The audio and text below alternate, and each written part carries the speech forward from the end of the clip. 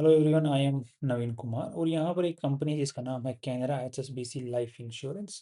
इस कंपनी का आईपीओ आने वाला है, तो हम इस वीडियो के थ्रू थोड़ा समझने की कोशिश करने वाले हैं कि इस कंपनी के अंदर में आज के दिन कुछ लिस्टिंग गेन मिलने की उम्मीद है, शॉर्ट टर्म या लॉन्ग टर्म में क्या उम्मीदें बन सकती हैं।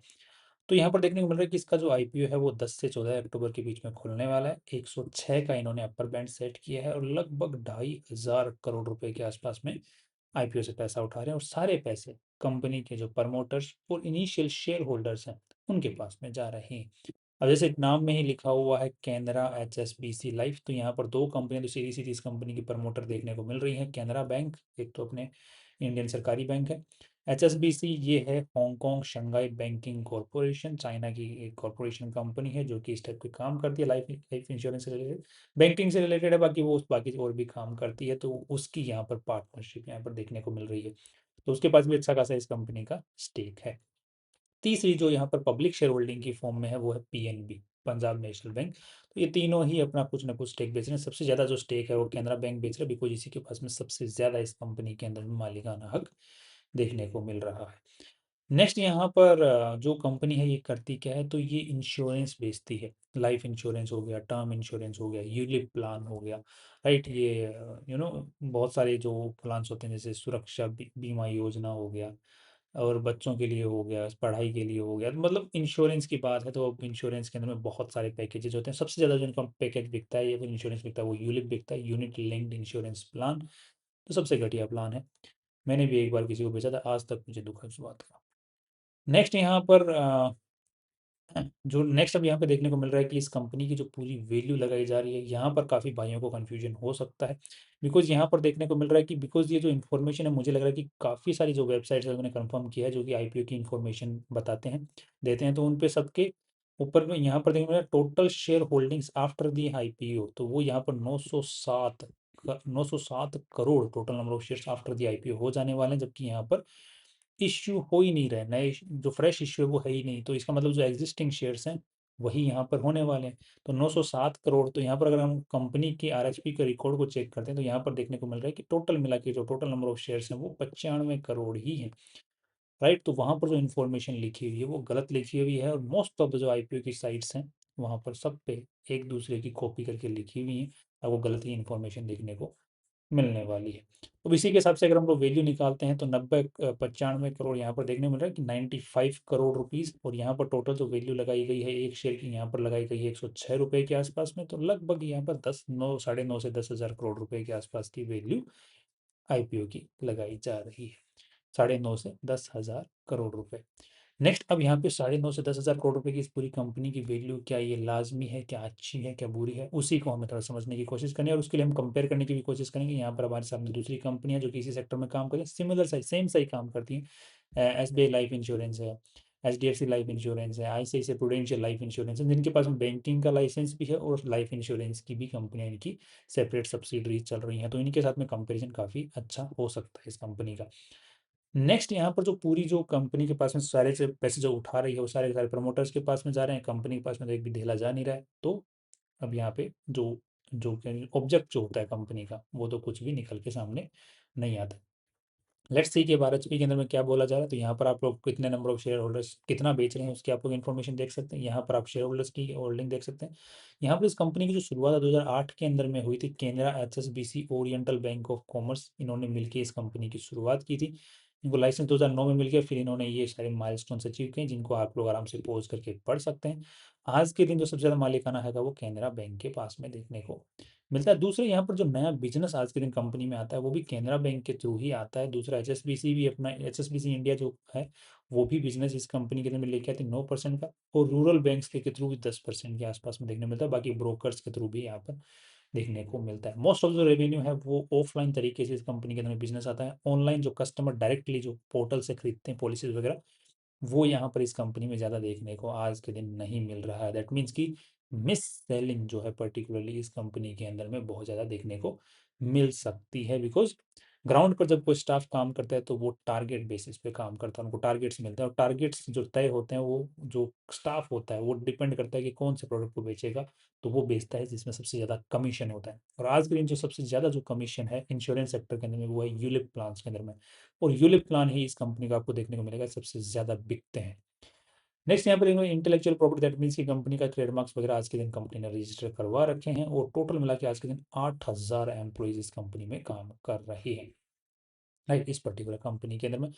नेक्स्ट यहाँ पर आपको सामने एक बहुत बड़ी चीज़ मैं दिखाना चाहूँगा आपको, वो ये है कि आप जब यूनिट लिंक्ड प्लान या फिर म्यूचुअल फंड के नज़रिए से जब आप किसी कंपनी के अंदर में इन्वेस्ट करते हैं, और आप बेसिकली यूनिट लिंक प्लान में अगर आप लोग इन्वेस्ट करते हैं, तो आपको जो रिटर्न मिलने वाला था वो एक्चुअल मार्केट से भी लो रिटर्न आपको देखने को मिला है। जैसे आप लोग को यहाँ पर देखने मिल रहा है, कंपनी ने जो फंड ने रिटर्न दिया वो 5.5% का दिया, जबकि बेंचमार्क ने रिटर्न जो है 6.5% के आसपास का, 6.25% के आसपास का दिया है। तो यहाँ पर ये कम क्यों है, जबकि बेंचमार्क की जो मोस्ट ऑफ जो कंपनियां ये इंक्लूड करते हैं निफ्टी 50 के अंदर में, वो बेंचमार्क वाली ही करते हैं, क्योंकि इनको अपनी फीस भी निकालनी होती है, इसीलिए आपको रिटर्न जो होता है यूजुअली कम देखने को मिलता है। कुछ कुछ म्यूचुअल फंड या इंश्योरेंसेस के अंदर में तो आपको 1.5% तक का फर्क देखने को मिलता है।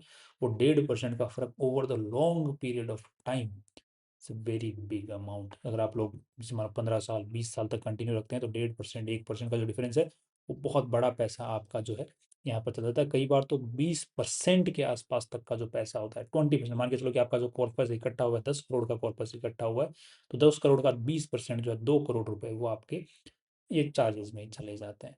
तो ये बहुत डिफरेंस है, आपको लगता है कि 1% के आसपास का डिफरेंस है, बट ये over the long period of time बहुत बड़ा डिफरेंस बन जाता है। तो अगर आपको इस इन्वेस्टमेंट करना ही है, तो आप अच्छे फाइनेंशियल एडवाइजर की मदद लीजिए। अच्छे फाइनेंशियल एडवाइजर को जानने का सिर्फ साधा तरीका, अगर आपको कोई बोलता है कि यूलिप खरीद लो, आपको आपको मार्केट का रिटर्न भी मिल जाएगा, इंश्योरेंस भी मिल जाएगा, उस एडवाइजर से जितना जल्दी दूर भाग सकते हो भाग लो। दूसरा, अगर आपको कोई बोलता है कि SIP चला लो, किसके अंदर में, ये जो अपने ETFs होते हैं, राइट, एक्सचेंज ट्रेडेड फंड्स होते हैं, इनके अंदर में आप लोग SIP चला लो, भाई उल्टा निकल के भाग लो उन ऐसे लोगों से। तो अच्छे ढंग के फाइनेंशियल एडवाइजर से आपको कांटेक्ट करने की जरूरत है, जो कि आपको रिटर्न जो है, एक एक 0.5% का रिटर्न है, वो भी आपको बचा के दे, आपके लिए काम करे। थोड़ी बहुत फीस लेगा आपसे initially, but over the period of time और उसका मल्टीपल टाइम पैसा निकाल लोगे, डोंट वरी। नेक्स्ट यहाँ पर आप लोग इक्विटी फंड्स इनके देख सकते हैं कि आज के दिन कौन सा रिटर्न इनका कितना यहाँ से आ रहा है। तो मेरे को सिर्फ आपको एक जनरल नॉलेज देने के लिए मैंने आपको डिफरेंस यहाँ पर चेक कर सकते हैं इनका।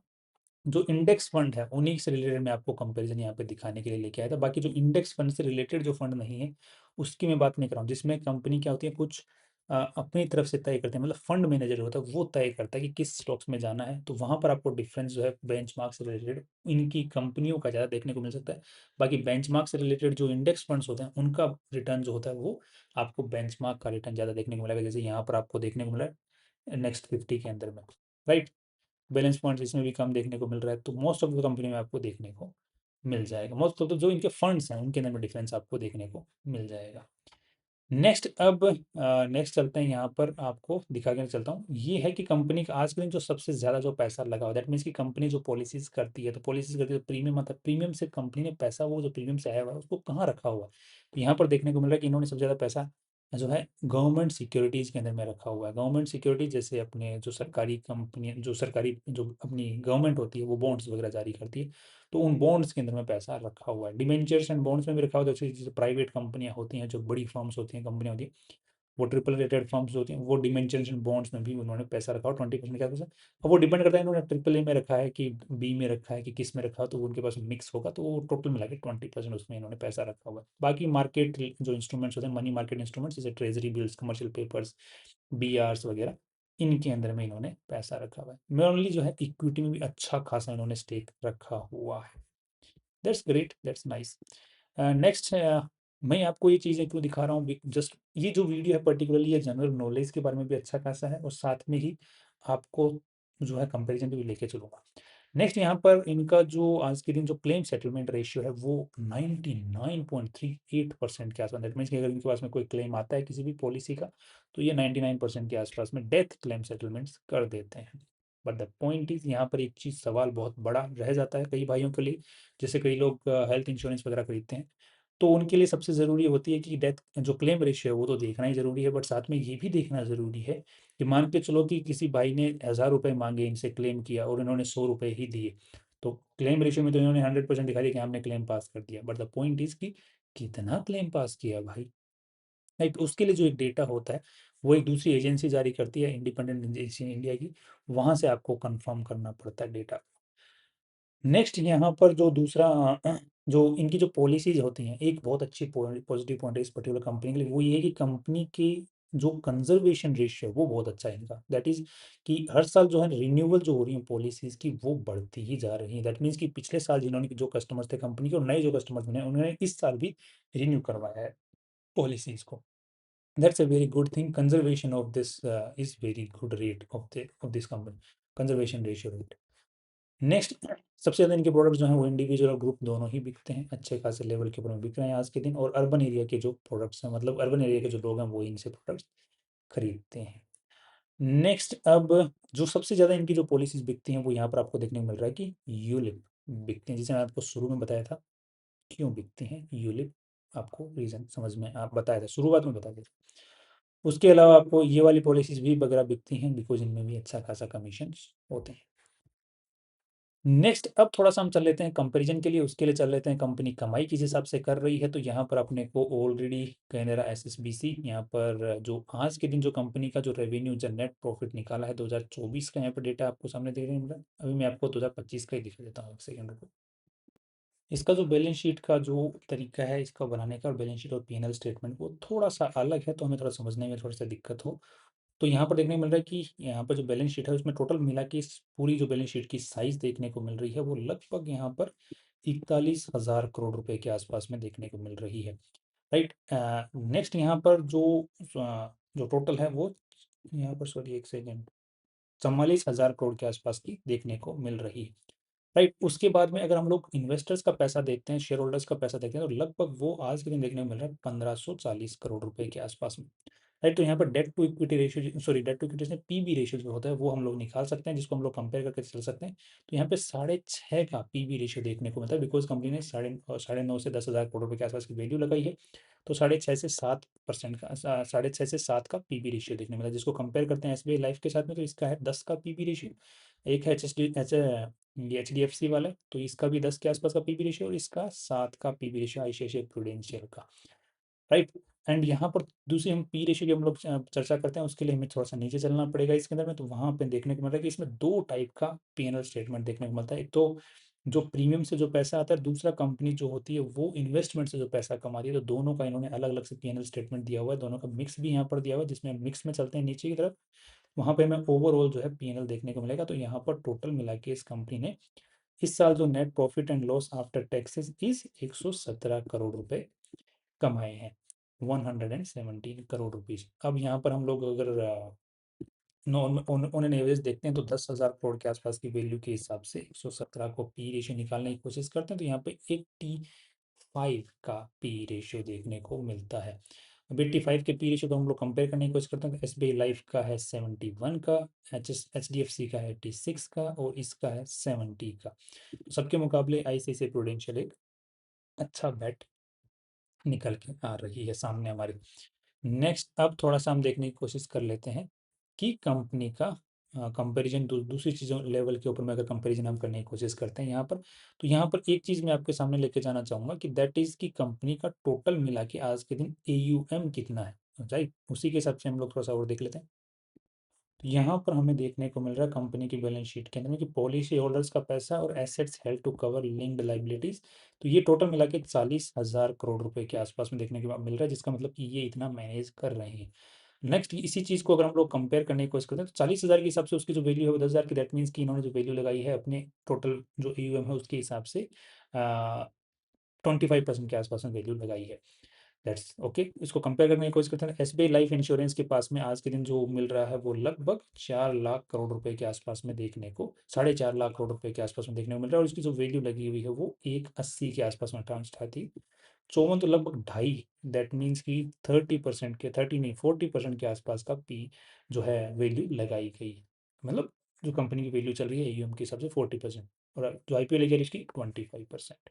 नेक्स्ट, यहाँ पर एचडीएफसी लाइफ इंश्योरेंस को चेक करते हैं तो इसकी कितनी चल रही है। तो इसकी बैलेंस शीट के अकॉर्डिंग हम लोग देख पा रहे हैं तो 3 लाख के आस 3.5 लाख के आसपास में, करोड़ के आसपास का इसका वो है, और यहाँ पर 16 के आसपास में चल रही है, 16-32, तो लगभग 50% के आसपास में आपको देखने को मिल रहा है वैल्यू लगी हुई है। और हम लोग आईसीआईसी की बात करते हैं तो यहाँ पे 90,000, और यहाँ पर इसका भी जो बना हुआ है जो पैसा 3 लाख, तो 9 9 30 28 नो जोक 36 तो लगभग 3.5 तो लगभग 30% के आसपास का इसका वैल्यू चल रहा है। तो अपने आज के दिन जो कंपेरेटिवली अगर देखा जाए तो जो आईपीओ लेके आ रही है वो कंपनी पीबी रेशियो में जीत रही है। दूसरा, जो पॉलिसी होल्डर्स का पैसा जो लगाया हुआ है, जिसको इन्वेस्टमेंट्स की इन्होंने डाल रखा है, इन्वेस्टमेंट कैटेगरी में डाल रखा है, तो उसके हिसाब से जो वैल्यू चल लगाई है वो उस हिसाब से जीतता है, बट पी रेशियो के अंदर में नहीं जीतता। दैट मीन्स की कंपनी जो कमाई कर रही है, नेट प्रॉफिट निकाल ले पा रही है, वो कम है कंपेरेटिवली दूसरी कंपनी के। But the point is, again आज के दिन कंपनी छोटी है, इसलिए उसके एक्सपेंस ज़्यादा हैं। उसका धीरे धीरे अगर जैसे जैसे प्रीमियम बढ़ता है